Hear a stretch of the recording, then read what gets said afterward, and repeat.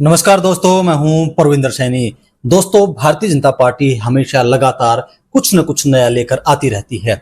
कभी कोई योजना तो कभी कोई स्कीम, यानी कि अपने कार्यकर्ताओं को हमेशा समाज सेवा में बिजी रखती है। और इसी मुद्दे को लेकर हमारे साथ भारतीय जनता पार्टी के नेता प्रदीप अहलावत जी हमारे साथ हैं। प्रदीप जी, सबसे पहले आपका कार्यक्रम में स्वागत है। नमस्कार, स्वागत, धन्यवाद। प्रदीप जी, 17 सितंबर को प्रधानमंत्री नरेंद्र मोदी का जन्मदिन है, तो उसको लेकर क्या कुछ तैयारियां चल रही है, क्या कुछ कार्यक्रम रहेंगे?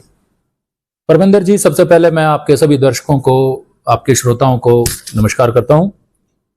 देश के यशस्वी प्रधानमंत्री आदरणीय नरेंद्र मोदी जी का 17 सितंबर को 75वां जन्म दिवस है।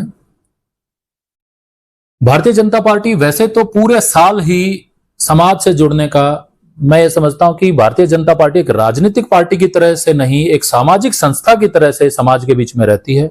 अभी पीछे हमने पौधारोपण के कार्यक्रम किए थे, एक पेड़ मां के नाम पे कार्यक्रम चला था, लेकिन हम इसका एक तरीके से सघन कार्यक्रमों की हमारे पास सूची आई हुई है, जो 17 सितंबर से सेवा पखवाड़ा के नाम से हम यह कार्यक्रम चलाने वाले हैं। इसमें अलग अलग स्थानों के ऊपर ब्लड डोनेशन कैंप्स होंगे, हेल्थ कैंप्स होंगे, जिसके ऊपर हमारा विशेष फोकस महिलाओं के हेल्थ के ऊपर होगा। और इसी तरीके से अलग अलग कार्यक्रम 17 सितंबर से लेके और आगे 25 दिसंबर 21 सितंबर के बाद हमारे सांसद खेल महोत्सव भी आ रहा है, जो 25 दिसंबर तक सांसद खेल महोत्सव भी चलेगा, जिसमें सभी सांसदों की ड्यूटी लगाई गई है कि वो अपने अपने क्षेत्र में, और अगर कोई राज्यसभा सांसद है तो भी उन्हें एक लोकसभा क्षेत्र दिया गया है, जहां पे वो अलग अलग गेमों को आयोजन कराएंगे और उसका प्रचार प्रसार में युवाओं में उसकी बात की प्रेरणा देंगे। प्रदीप जी, एक प्रदेश के अंदर एक बड़ी विपदा आई हुई है। पंजाब की बात करें, बड़ा भाई है पंजाब, वहां पर भी त्राहिमाम मची हुई है, और हरियाणा में भी हालात जो आपने देखे हैं, बड़े खराब हालात चल रहे हैं। तो उसको लेकर सरकार क्या कुछ कदम उठा रही है? देखो परमिंदर जी, बड़ा ही दुर्भाग्यपूर्ण है, प्रकृति के आगे किसी की नहीं चलती, और पंजाब हमारा बड़ा भाई है, और हम सब उनके साथ इस दुख की घड़ी में, इस संकट की घड़ी में, पड़ोसी होने के नाते भी और छोटा भाई होने के नाते भी हम उनके साथ खड़े हैं।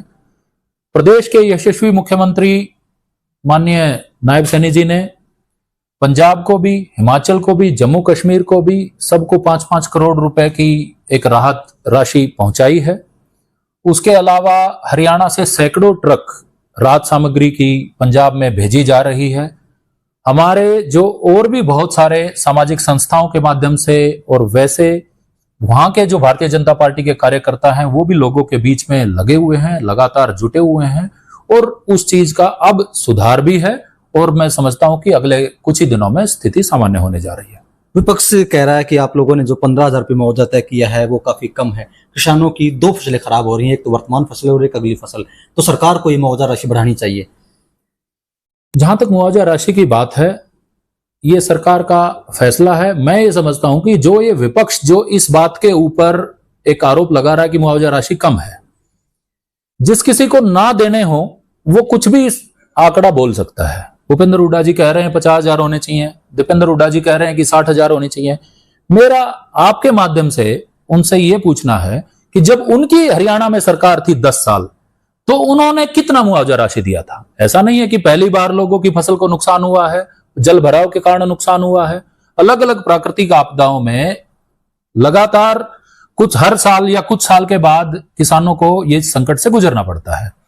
मैं ये सब पूछना चाहता हूं कि उन्होंने अपने समय में कितना राशि दी थी। हरियाणा सरकार जो भी हर संभव हो सकता है वो कर रही है। माननीय मुख्यमंत्री जी खुद फील्ड में हैं, किसानों से जाके मिल रहे हैं, और मैं समझता हूं कि हरियाणा का किसान इस सरकार के कामकाज से और सब कार्यशैली से बहुत खुश है।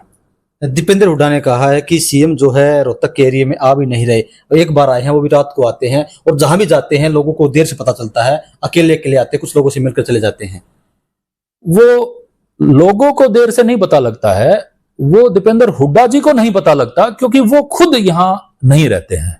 अब वो जहां भी रहते हैं वहां तक सूचना उनको नहीं पहुंच पाती है, क्योंकि ग्राउंड पे रहें तो पता लगे। आज जब हम इस समय बात कर रहे हैं तो माननीय मुख्यमंत्री जी इस समय रोहतक में ही है। आज वहां पे पीजीआई में कार्यक्रम है, और पंडित भगवत दयाल शर्मा जी की वहां पे मूर्ति का अनावरण है, और वहां पे और भी सामाजिक कई कार्यक्रमों में माननीय मुख्यमंत्री जी का रहना हुआ है।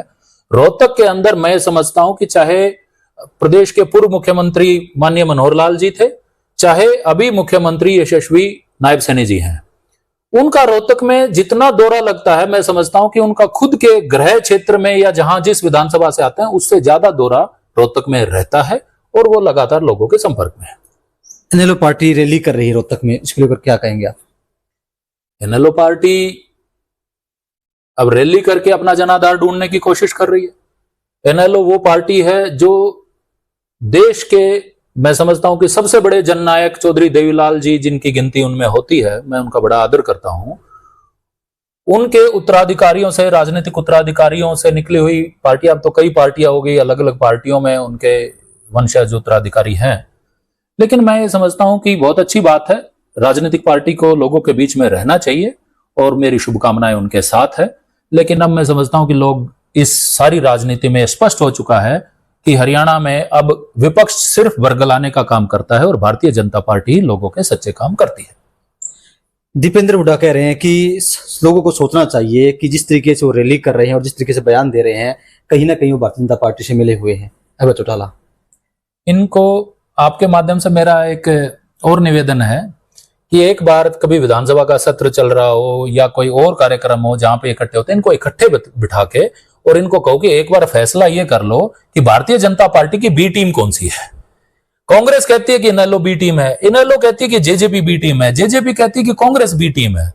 मैं कहता हूं कि ये आप सब लोग कोई टीम ही नहीं हो। भारतीय जनता पार्टी को किसी को बी टीम बनाने की जरूरत नहीं है। आज के दिन भारतीय जनता पार्टी लोगों के, हरियाणा के लोगों के दिलों में और पूरे देश के दिलों में माननीय नरेंद्र मोदी जी के माध्यम से जो काम हुए हैं, लोगों के दिलों में बसे हुए हैं। हमें कोई बी टीम की जरूरत नहीं है, कोई हमारी बी टीम नहीं है। सरकार ने एक बड़ा फैसला लिया है जीएसटी रिफॉर्म का, तो इसको लेकर क्या कहेंगे आप?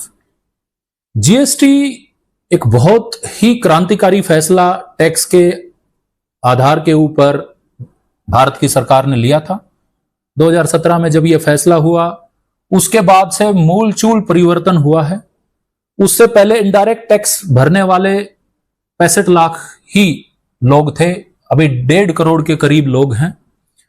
मेरा इसके ऊपर एक विस्तार से प्रेस कॉन्फ्रेंस कल झज्जर में सुबह 11 बजे, हमारे जो झज्जर का जिला कार्यालय है भारतीय जनता पार्टी का, वहां पे विस्तार से हम सभी प्रदेश के प्रवक्ताओं को ये ऊपर से निर्देश है कि हम सब लोगों के बीच में जाके इनकी जो हमारे फायदे हैं, जो अच्छाइयां हैं, वो हम लोगों तक पहुंचाएं। इसके बारे में जीएसटी आने के बाद रेवेन्यू कई गुना बढ़ा है। लोगों में जो अलग अलग टैक्सेस होते थे, वो अलग अलग टैक्सेस अब एक टैक्स के अंदर आ गए हैं। लोगों का शोषण बंद हुआ है और एक अलग अलग स्टेट्स में भी जो अलग अलग स्लैब्स थे, वो भी एक तरीके से समान हो गए हैं। और अब मैं ये समझता हूं कि जो दिवाली से पहले जो दिवाली देने का माननीय प्रधानमंत्री नरेंद्र मोदी जी ने जो लोगों के लिए दिवाली एडवांस में मनाई है, उसके अंदर बहुत सारी खूबियां हैं। कल आप सब लोग भी साथी आमंत्रित हैं वहां पे 11 बजे, वहां पे मिलकर इसके बारे में विस्तार से चर्चा करेंगे। तो चलिए दोस्तों, सरकार ने कई बड़े अहम फैसले किए हैं। तो सरकार जो हरियाणा में बाढ़ पीड़ितों के लिए लगातार प्रयास कर रही है, और दूसरी तरफ माननीय प्रधानमंत्री नरेंद्र मोदी ने जीएसटी में जो बदलाव किए हैं, उससे कहीं ना कहीं देश को बड़ा फायदा हुआ है। प्रदीप जी, हमसे बातचीत करने के लिए आपका बहुत बहुत धन्यवाद। बहुत बहुत धन्यवाद भाई साहब, बहुत बहुत।